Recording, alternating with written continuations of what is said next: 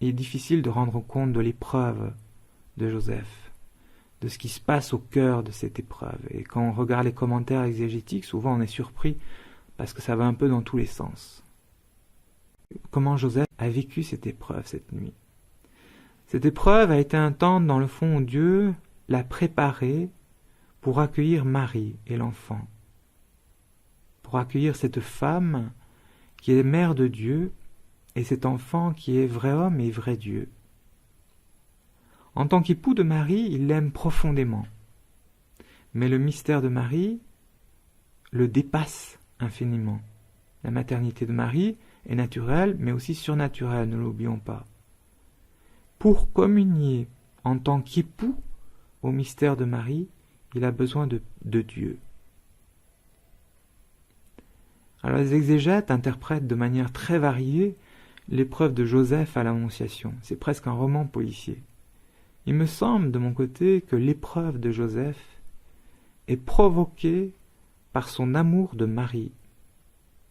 Son épreuve est provoquée non par de la suspicion à l'égard de Marie, mais par son amour pour elle. C'est son amour pour Marie qui l'a plongé dans la nuit. C'est la profondeur de son amour qui l'a plongé dans l'obscurité. C'est l'amour qui est au creuset de l'alliance conjugale, qui est le déclencheur de cette épreuve, de cette tension vécue dans le cœur de Joseph.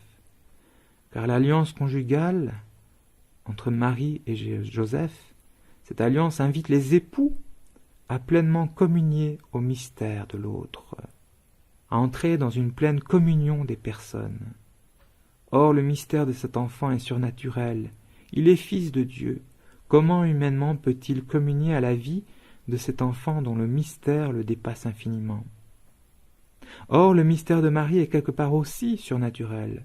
Sa maternité divine est tout à la fois naturelle et surnaturelle. À vue humaine, comme un époux qui est invité à communier au mystère de son épouse, il est incapable de faire sien le mystère de sa maternité divine, le mystère donc de sa personne.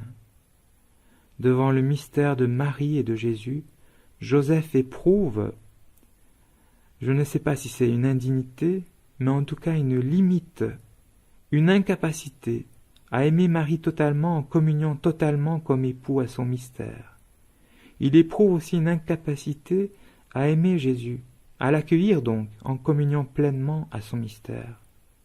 Le temps de l'épreuve de cette nuit de Joseph est le temps où il découvre ses limites pour aimer, pour accueillir pleinement le mystère de la mère et de l'enfant, dont il reconnaît dans la foi la grandeur.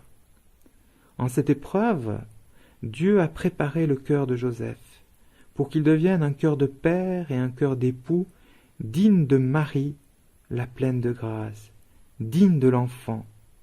Cette nuit a élargi le cœur de Joseph, l'a dilaté, l'a disposé à des horizons plus vastes. Si Marie a dû être préparée par l'Esprit Saint pour accueillir l'œuvre de Dieu, n'en a-t-il pas été de même dans le cas de Joseph?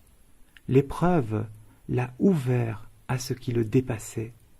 De même que Dieu a disposé Marie à être la mère de son Fils, de même il a préparé le cœur de Joseph à être père de Jésus et époux de Marie. C'est le résultat de cette épreuve obscure, de cette nuit bienheureuse.